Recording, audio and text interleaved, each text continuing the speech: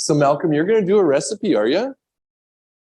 Of salt? You're gonna make a salt of some kind? Yeah. Was that your idea? Yeah, totally. Okay, so spruce tips, very seasonal, very specific time So of when those can be harvested, but they're delicious, right? Like they're salty, nice little like snack, kind of like a caper almost. Well, most of the year, spruce is not in that, edible form. Still very beneficial, very medicinal.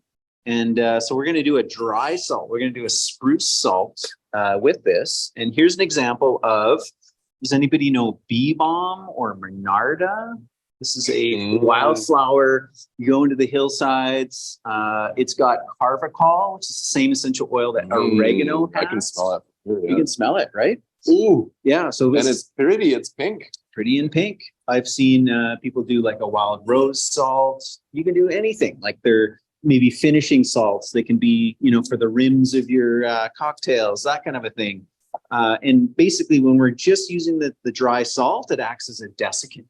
And as it pulls the moisture out of the plant, it pulls all the flavor too.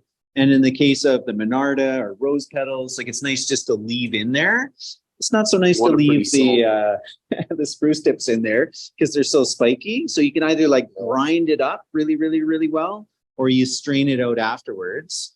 And we could have used like a pink Himalayan salt, but I think for something that I want that green color to come through, we've got some Vancouver Island sea salt, nice, good, unrefined sea salt, and you're gonna chop it up. Okay, for spruce, what I would do is and this could be pine, this could be Douglas fir. I'm going to strip them off the needles just away from the stem.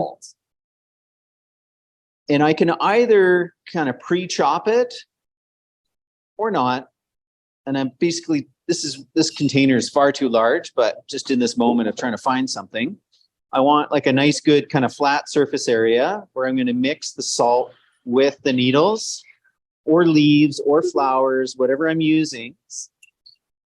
And we just mix those together and then just leave it out open to the air with our plant material covered with the salt, nicely mixed in. The rosemary would be really good in here.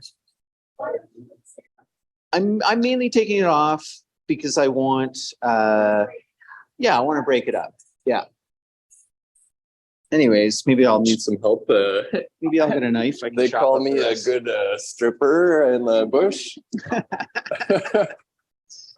Okay. This is better. I'm using a knife. Working for you? Chopping it up. You can really smell though. Just pulling them off the branch. It's really aromatic. Yeah. And then we just mix it with salt. And then that salt is going to desiccate it, capture all those aromatics. And then this one, I would kind of filter through, like strain out the needles afterwards. Yeah, even those are so aromatic. Yeah, it's great. So basically, you're crushing to release the volatile oils. All the volatile oils are going to go into the salts. And... But yeah, you're right. Blender, food processor. Yeah, and then pass it through like one of those micron screens maybe. And then you still get some of the green color in there. So that's what we're doing this for. Color, flavor. Color and flavor. Yeah. Let's see. Mortal pestle that would be a good idea as well. I could kind of massage that in. And then it's just, you let it sit. Open to the air. So I'm thinking like if this salt got too wet, because whatever plant material that I was using created too much moisture, then I would just like strain it, pour it out on a tray and just let it dehydrate. Yeah.